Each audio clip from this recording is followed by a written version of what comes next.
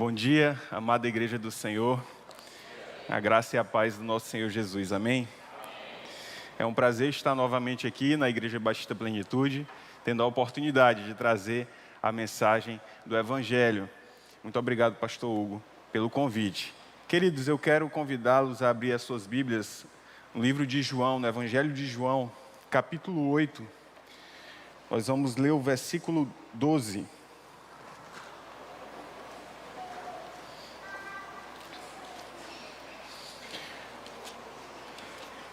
João, capítulo 8, versículo 12.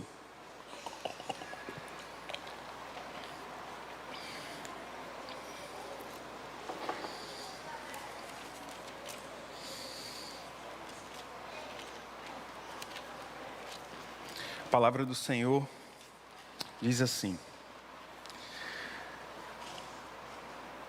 falando novamente ao povo, Jesus disse: eu sou a luz do mundo. Quem me segue nunca andará em trevas, mas terá a luz da vida. Pai, nós te agradecemos, Deus, porque podemos ler a Tua palavra, Deus. Te agradecemos porque temos a oportunidade, Deus, de meditar nessa palavra. Rogamos, Pai, que o Teu Santo Espírito nos ilumine para que entendamos esta mensagem e que possamos aplicar em nossas vidas. Em nome de Jesus. Amém. Queridos, o Evangelho de João foi escrito no ano 90 depois de Cristo. Ele foi escrito na cidade de Éfeso, antes de ser enviado para a ilha de Patmos. João escreveu. João, ao escrever esse Evangelho, combatia uma seita chamada gnosticismo, pois eles negavam a divindade de Cristo. Quando João escreveu o Evangelho, ele tinha dois objetivos principais. O primeiro objetivo era defender a fé. O segundo objetivo era reafirmar que Jesus Cristo é Deus. Muitos questionavam se de fato Cristo, Jesus Cristo, era o Filho de Deus. E o que João buscou mostrar e comprovar é que sim, ele era o Filho de Deus. Isso fica muito claro na forma como ele começa escrevendo esse Evangelho. Se nós voltarmos para o capítulo 1, versículo 1, ele diz: no princípio era aquele que é a palavra, ele estava com Deus e era Deus. Ele estava com Deus no princípio. João estava dizendo que lá na criação, que antes da criação, Jesus Cristo estava com Deus. Jesus Cristo era Deus. Quando Jesus então afirmava: eu sou o Cristo, o Filho do Deus vivo, João está dizendo, de fato ele era. De fato, ele é o Filho de Deus. O propósito de João ao escrever o Evangelho era revelar a divindade de Cristo. Se nós formos para João, capítulo 20, verso 30 e 31, ele diz: Jesus realizou na presença dos seus discípulos muitos outros sinais miraculosos, que não estão registrados neste livro, mas estes foram escritos para que vocês creiam que Jesus é o Cristo, o Filho de Deus, e crendo, tenham a vida em seu nome. O que João estava dizendo é: apenas se você crer em Cristo, você terá a vida eterna. Você terá a vida, porque Cristo é o meio da vida.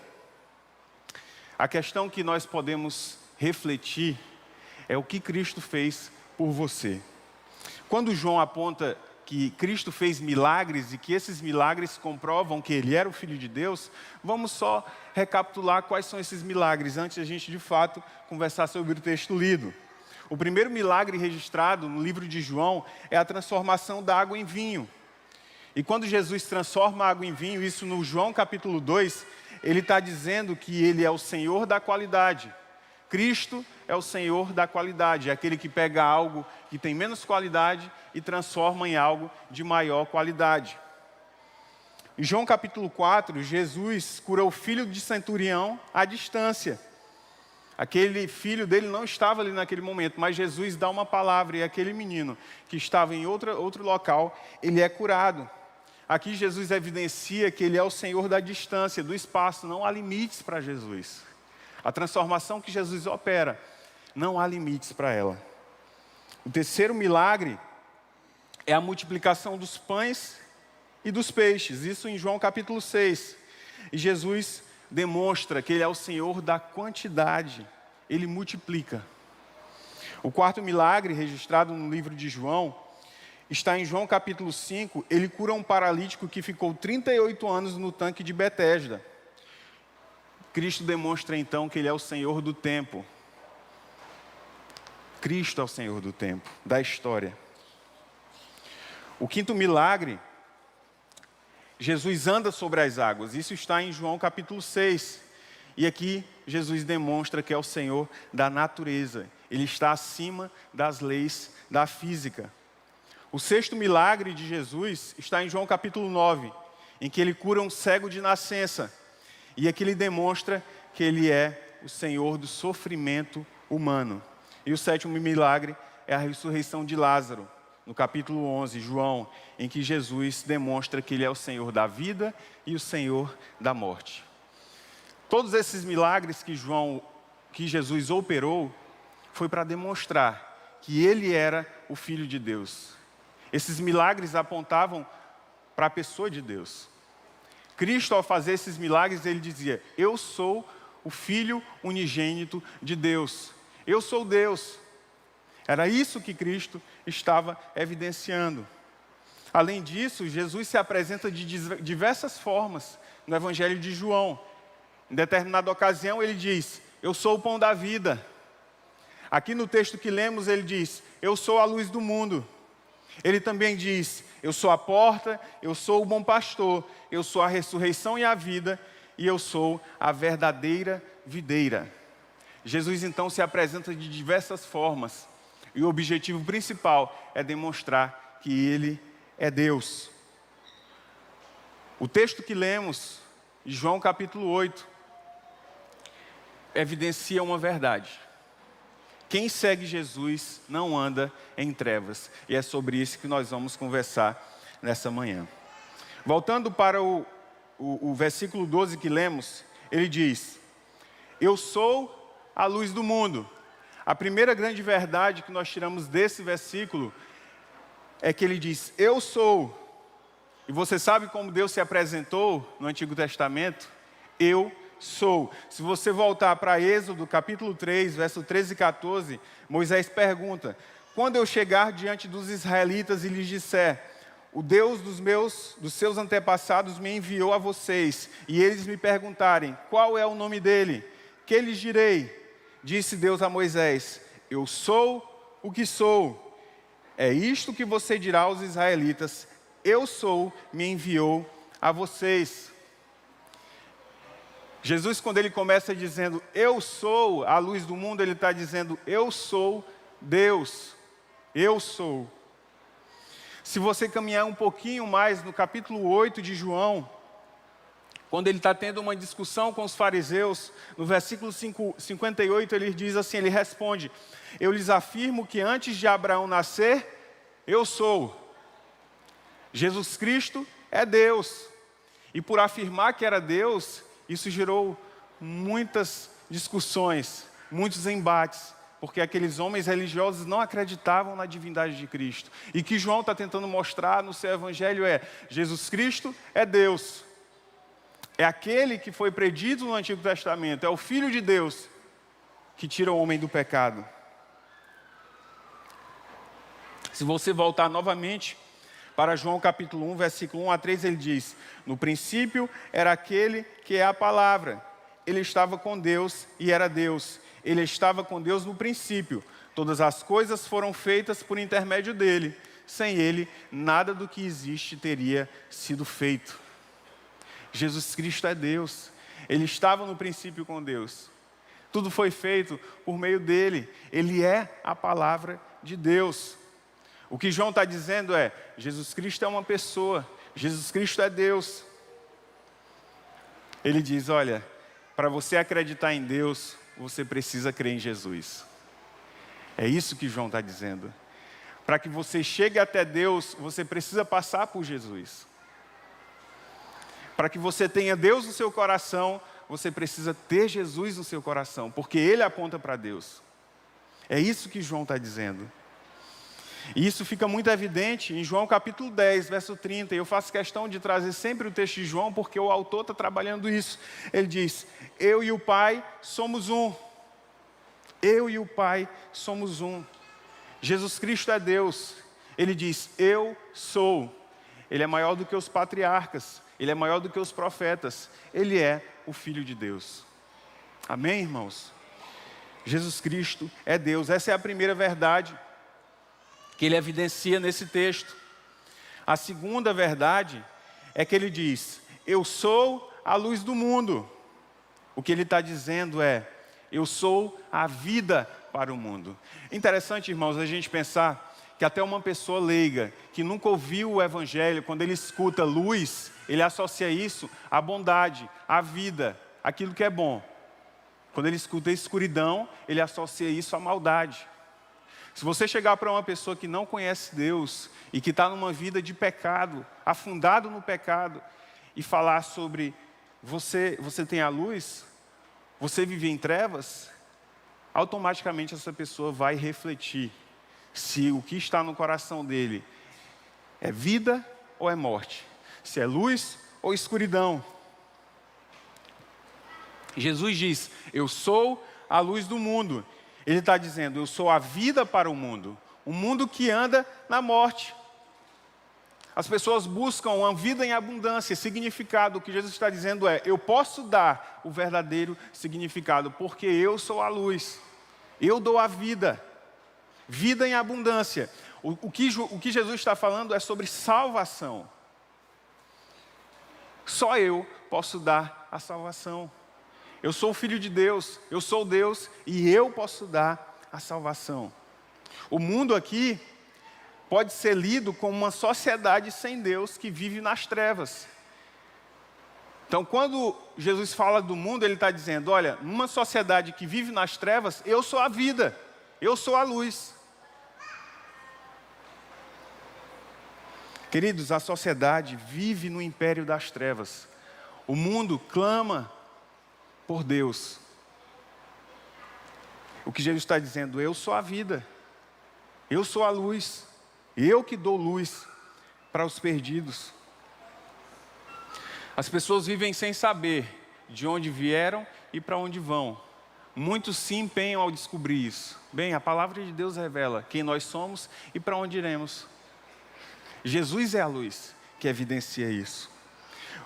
Se nós lermos Colossenses, capítulo 1, versículo 13, ele diz assim: pois ele nos resgatou do domínio das trevas e nos transportou para o reino do seu Filho amado.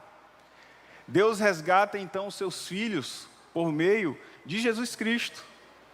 Ele está dizendo: o mundo andava em trevas, o mundo estava afundado em trevas, mas eu envio o meu Filho e através desse Filho eu faço um resgate. O que Jesus está fazendo, o que Ele fez ao vir, ao morrer, ao ressuscitar, é uma operação de resgate, é resgatar o pecador, tirar da morte, tirar da escuridão e trazer para a luz. O que ele faz é retirar o homem do império das trevas, do sofrimento, da falta de paz e trazer para a vida. Jesus é a vida. Jesus está dizendo: eu sou a vida. Queridos, quantas vezes nós tentamos nos satisfazer em coisas que não são a vida, em coisas que passam. Jesus é eterno, Jesus é Deus, Jesus é a vida. O que significa ser a luz do mundo? Se a gente for para João capítulo 1, verso 4, ele diz assim: nele estava a vida, ou seja, em Jesus estava a vida, e esta era a luz dos homens. Em Jesus está a vida, e nele está a luz dos homens. Qual a conclusão que nós podemos tirar lendo esse verso? Jesus tem a vida. Jesus é a fonte da vida, e Jesus revela o Pai, revela a vida. Em Jesus está a vida. E nessa pessoa, na pessoa de Cristo, está a luz dos homens. Se caminharmos um pouco mais adiante, no versículo 8 do capítulo 1, já sobre João Batista, ele, no caso João Batista, ele próprio não era a luz, porque João Batista precedeu Jesus. E ele apontava para Jesus. Ele diz, ele próprio não era a luz, mas veio como testemunha da luz. João Batista era testemunha da luz. João Batista era testemunho do Filho de Deus. O Senhor Jesus é a fonte da vida. É aquele que tem a vida. É aquele que revela a vida e a torna acessível a todo homem. Queridos, Jesus é o caminho, a verdade e a vida. Ninguém vai ao Pai a não ser por Jesus. João estava dizendo isso. Olha, vocês acham que Jesus não é o Filho de Deus? Bem, eu atesto que Ele é o Filho de Deus. Existem evidências que demonstram isso, os milagres apontam para isso. E as palavras dele testificam disso. As palavras de Jesus testificam que Ele é o Filho de Deus. Jesus é a vida.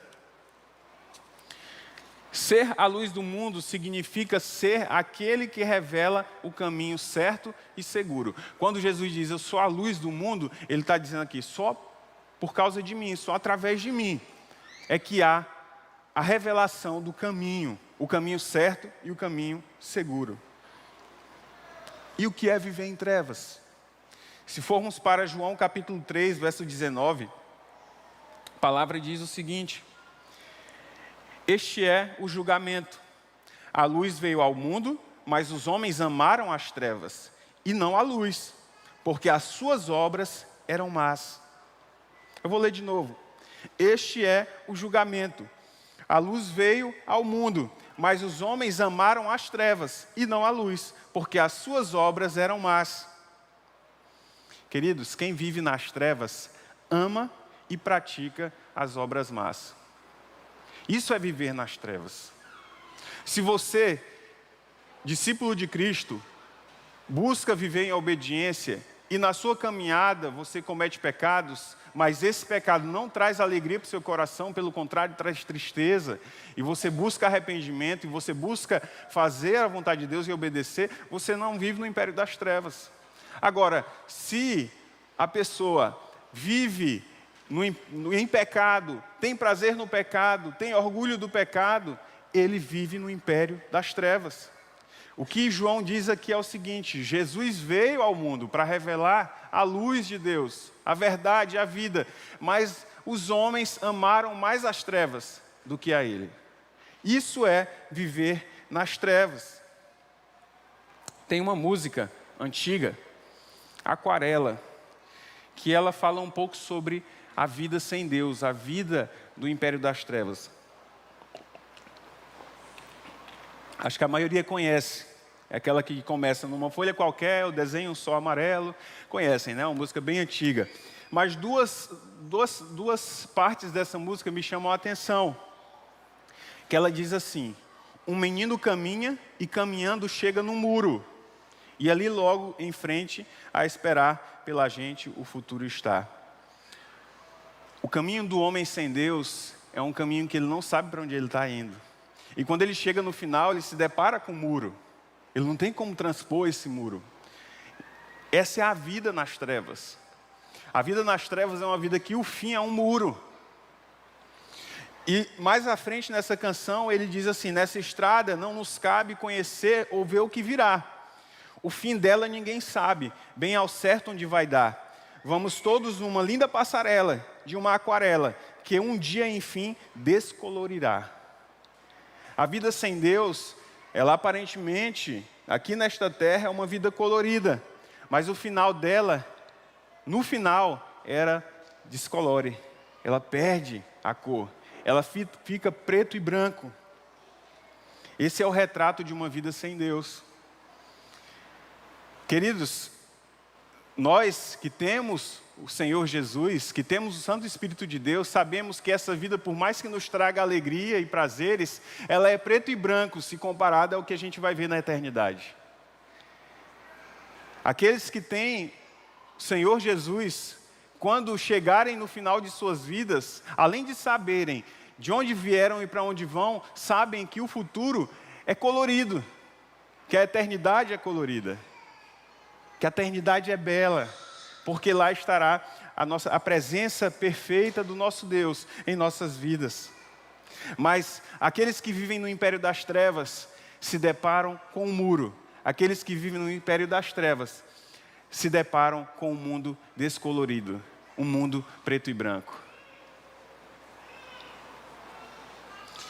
Esse menino dessa canção caminhava para um muro. Esse homem sem Deus caminha para um mundo preto e branco. Esse é o retrato de uma vida sem Deus. É um retrato daquele que não tem Deus no coração. Queridos, nós que somos salvos pelo Senhor, que temos a luz da vida, não vamos nos deparar com um muro. Nós vamos nos deparar com uma ponte, uma bela porta que nos leva até o céu. Amém, queridos? Nossa vida vai ficar colorida, porque teremos a plena presença do nosso Pai. O Altíssimo estará nos esperando. Talvez você, ao escutar essa mensagem, pense, bem, eu tenho a luz da vida, eu tenho a luz do mundo, eu tenho Jesus no meu coração. Mas será, queridos, que nós temos caminhado da maneira como devemos?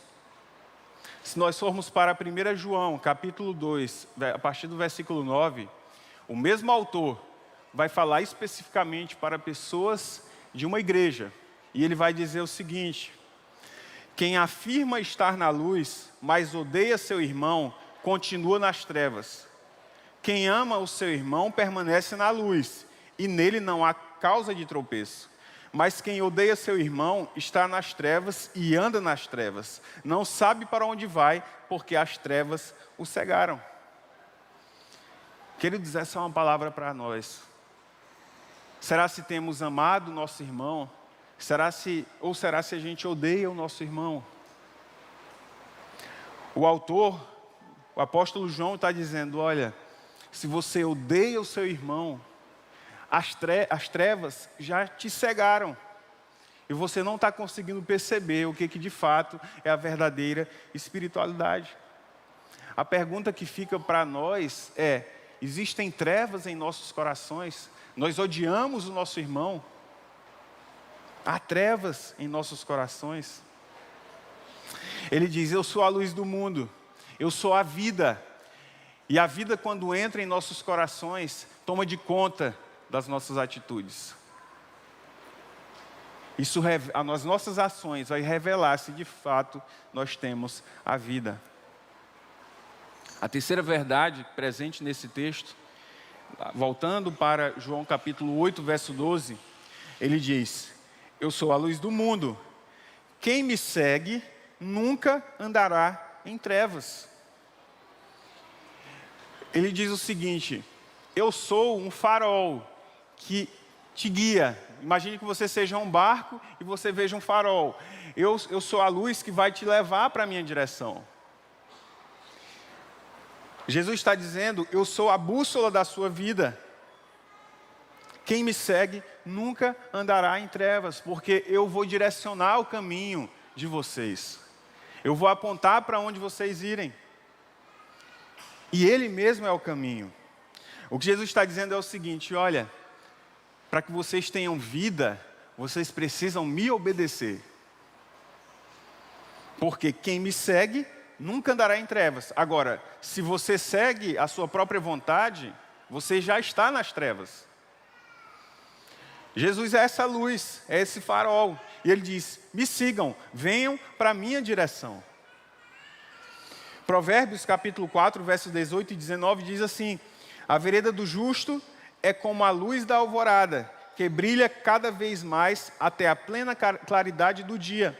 Mas o caminho dos ímpios é como densas trevas, nem sequer sabem em que tropeçam. Queridos, Jesus nos chama a segui-lo. Jesus nos exorta a uma vida de obediência. Aqui, quando ele fala, voltando para o versículo 12, quando ele fala de quem me segue, a ideia por trás é um soldado que segue o capitão. é alguém que não questiona a autoridade. Voltando ao texto que lemos de 1 João, se a palavra de Deus manda que a gente perdoe, que a gente libere o perdão, não há questionamento. Não podemos chegar para Deus e dizer, não, Deus, mas a ofensa que Ele me fez é muito grande. Eu não posso perdoá-lo. Foi demais para mim. Não há questionamento. A palavra é perdoe. Não adianta querer argumentar e querer convencer a Deus e dizer, não, foi demais, foi muito difícil, a humilhação que eu passei, aí vem a amargura. Não, não tem isso. Ele diz que nós devemos perdoá-lo. E ele diz, me sigam, porque eu aponto o caminho. Não há questionamento. Jesus está falando sobre obediência. O mesmo sentido é um sentido de um escravo que segue o seu senhor. E que obedece o seu senhor. Também podemos aplicar a um cidadão que necessita obedecer uma legislação, uma ordem. Porque está estabelecido como lei. Seguir a Cristo é se entregar a Ele de corpo e alma e descansar toda a existência nele. Isso é seguir a Cristo. É, mesmo que a gente não entenda certas coisas, continuar seguindo. Isso é obedecer a Cristo. É olhar para o farol e dizer, eu vou seguir. Independente de qual seja a ordem, eu vou permanecer. É isso que ele está dizendo. Porque quem fizer isso, nunca andará em trevas. Quem me segue, quem olha para mim, quem não questiona a minha autoridade, nunca vai andar em trevas. Andará na luz, a luz da vida.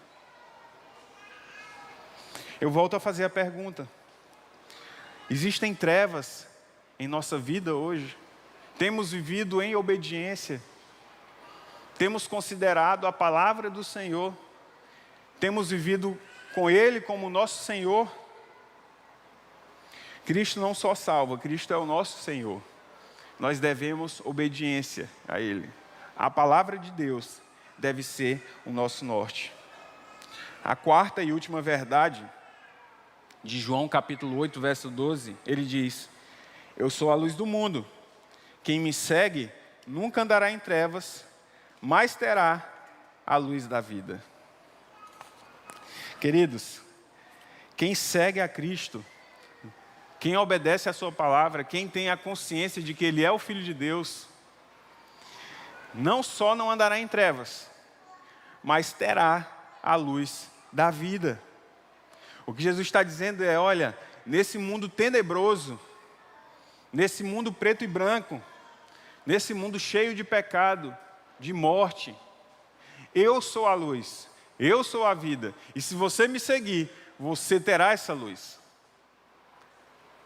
Tantas pessoas se empenham e buscam o conhecimento, buscam entender o que é a vida. Bem, Jesus é a vida. E quem tem Jesus, tem a luz da vida. Quem tem Jesus, tem o maior tesouro do mundo. É uma joia preciosa. Vale a pena deixar tudo por esse tesouro. Vale a pena esquecer dos nossos desejos por esse tesouro.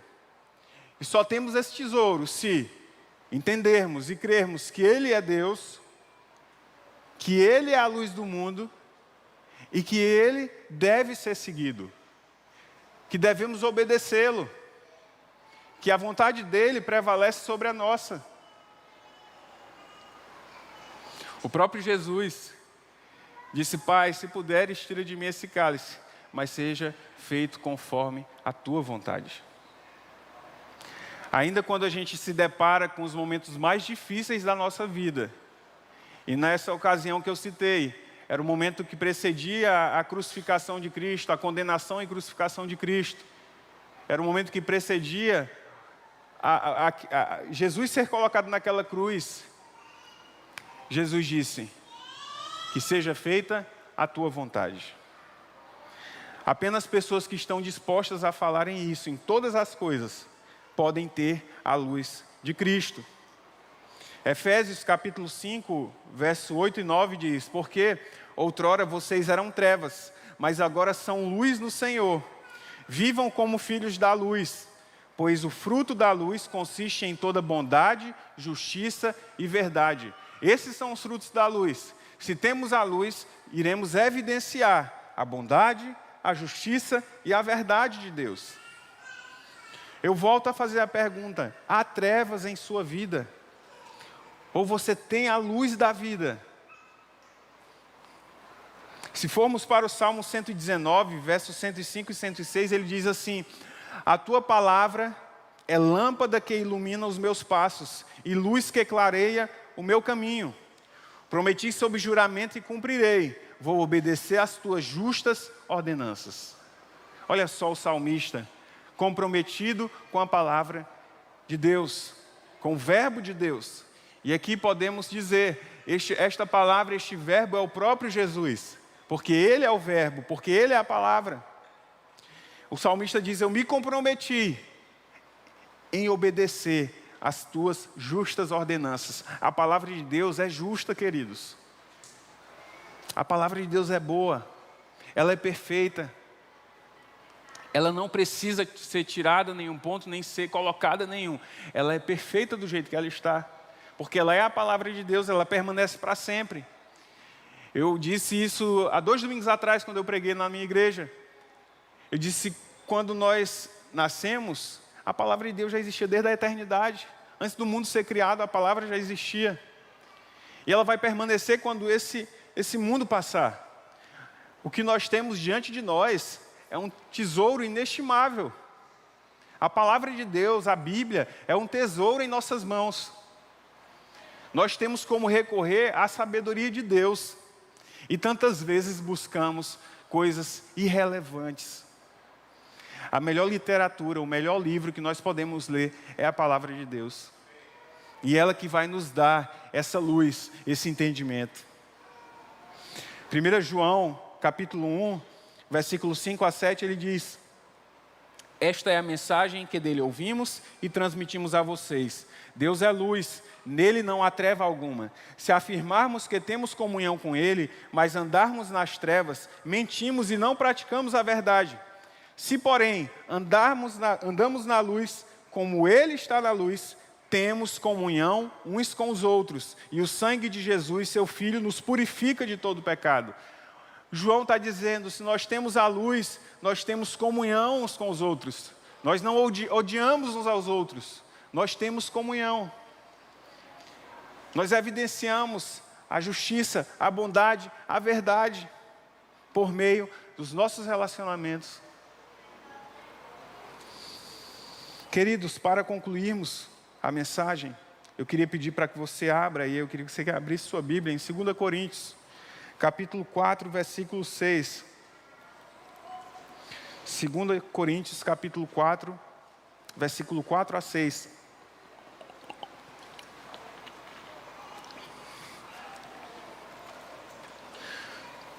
Que a palavra do Senhor diz assim: o Deus desta era cegou o entendimento dos descrentes, para que não vejam a luz do Evangelho da glória de Cristo, que é a imagem de Deus. Pois não nos pregamos a nós mesmos, mas a Jesus Cristo, o Senhor, e a nós como escravo de vocês por amor de Jesus. Pois Deus que disse, das trevas resplandeça a luz, Ele mesmo brilhou em nossos corações para a iluminação do conhecimento da glória de Deus na face de Cristo. Deus faz resplandecer a sua luz sobre o coração dos homens através de Jesus Cristo. É Jesus que é essa luz. Se você tem Jesus, você tem a vida. E aí, nós não conseguimos pegar Jesus e trazê-lo para o nosso coração, mas Ele se revela, se pedirmos, se orarmos. Assim como em Gênesis, Deus disse, haja luz, e a existência foi feita e houve luz, nós podemos pedir para Jesus, Jesus, haja luz no meu coração, venha para o meu coração, tome de conta da minha vida, das minhas ações, que eu possa revelar a tua justiça, a tua verdade, a tua bondade, que eu possa, na minha vida, na minha caminhada, evidenciar o Senhor. Queridos, que esse possa ser o nosso desejo, que possamos olhar para a sua palavra, reconhecendo a divindade de Cristo, reconhecendo que só Ele pode nos dar a verdadeira luz. Amém? Peço que os irmãos se coloquem de pé para a gente orar.